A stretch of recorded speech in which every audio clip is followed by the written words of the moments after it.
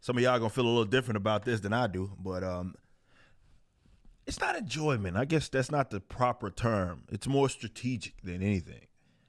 I don't believe that people, certainly on the opposite side, should be getting in the way of these guys when they do this, and that's start going at each other.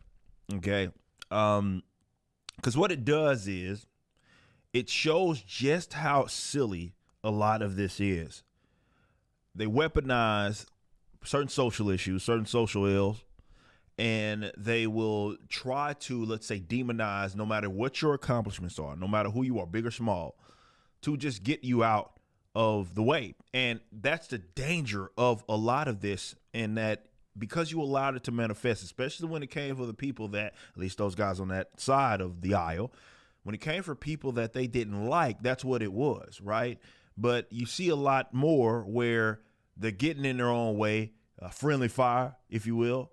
And I can do nothing but look at that strategically because, well, they certainly wouldn't come to bat for you in the event that you were the one that got, let's say, canceled per se. Before I get going on this actual story, though, I did a interview. I actually was the first one to interview Cara Lynn. She was the former Limited Run Games employee that got fired because of her liking people's tweets and following other people that they deemed like inappropriate. Let's say that. Who was it? Like Libs of TikTok and stuff like that.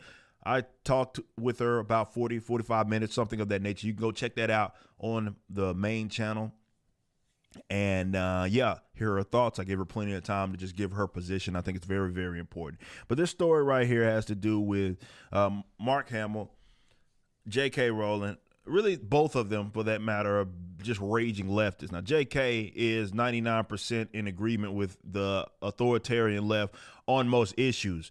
Where she differs is basically differentiating the let's say, she acknowledges a difference between, let's say, what the trans woman is and the just natural woman. And that has the mob coming for her. And she hasn't let up on that specific issue, right?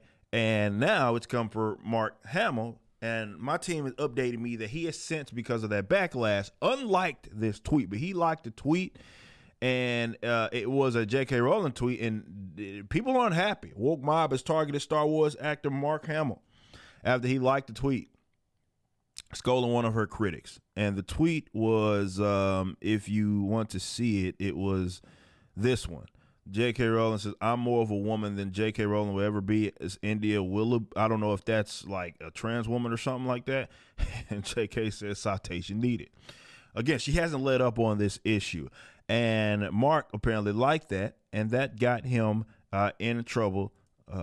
Master of the TDS actually documents a lot of this. You hear people, or you see some of these, a lot of these just weird kind of accounts. Some of these I'm sure are trans. It says, not Mark Hamill liking transphobia. At least you have Patrick Stewart.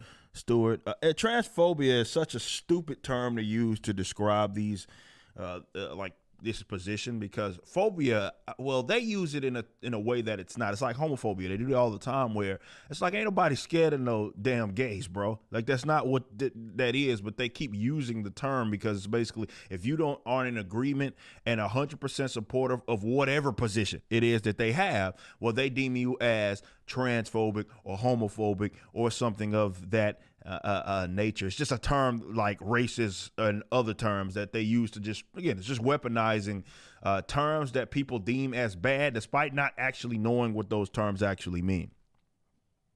See, some of these people say, what the hell is this? Mark Hamill, I guess he had liked her tweets before, and this guy says, it's easy to believe once was an accident, twice is clearly intentional. If you can't see the transphobia in world famous transphobes saying this to a trans woman, okay, so the India person was a trans woman, then I'm lumping one of my childhood heroes in with the rest of the hateful boomers. Now, when Mark Hamill was going on, I think he got TDS worse than anybody else. And when he's going on his rant on how they backed him, had no problem with that. But that's all it takes. One issue. Same thing happened to J.K. Rowling. One issue. That's it. One issue, and it just flips everything on its head. It's kind of crazy how that happens. Hey, Mark Hamill, the community. has been upset and divided by your liking this post. We could easily use some context or at least reassurance that you support your trans fans. Like, bro, get over it, man. Like, we know what J.K. Rowling's been going through and like kind of where that backlash has come from and what her positions is. And the fact that you just make that like it's an attack on your individual self because, well, people, I don't know, maybe state biological facts, that just irritates you. It's just so silly. And I guess you can apply that. Not I guess, you can. You can apply this to various other topics where it's like someone's mildly critical of, let's say, a sector of or a type of person or a sector of people. And it's like, well, they consider that just an all-out attack on every fiber of your being and your sheer existence. It's like you criticize a black person, well, you're criticizing every black person and you're hateful, you're racist. It's like, dude, that's not how this works. But these are crazy people and these are the rules that they set. So I'm not coming to the defense for Mark Hamill by any means. He certainly wouldn't come if these mob, which they have, come for me. Definitely the transphobe they call me that for years. Who cares?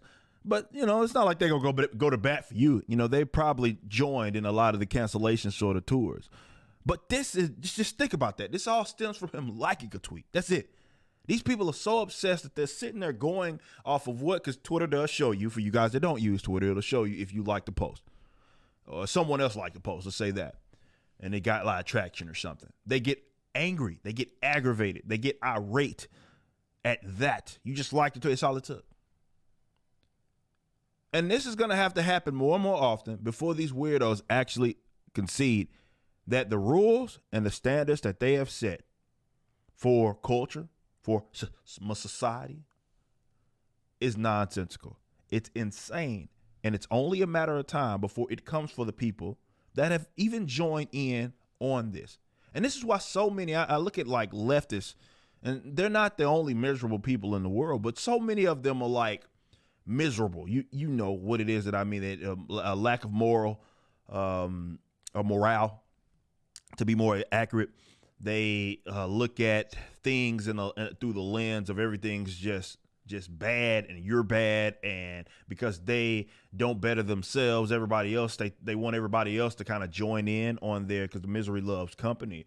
Right? They just have the outlook is just centered around, they like to think we're the ones that are negative, but I'd argue certainly in how they approach just life in general, you see truly how miserable that these people are, right? And when you have that, I guess the only thing you can cling on is to just make other people's lives miserable, even if it means like ending careers, cancellation tours, that type of stuff. They'll go that far.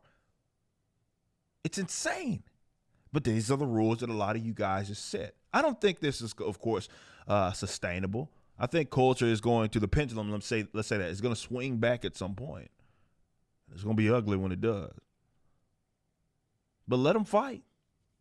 Let them fight.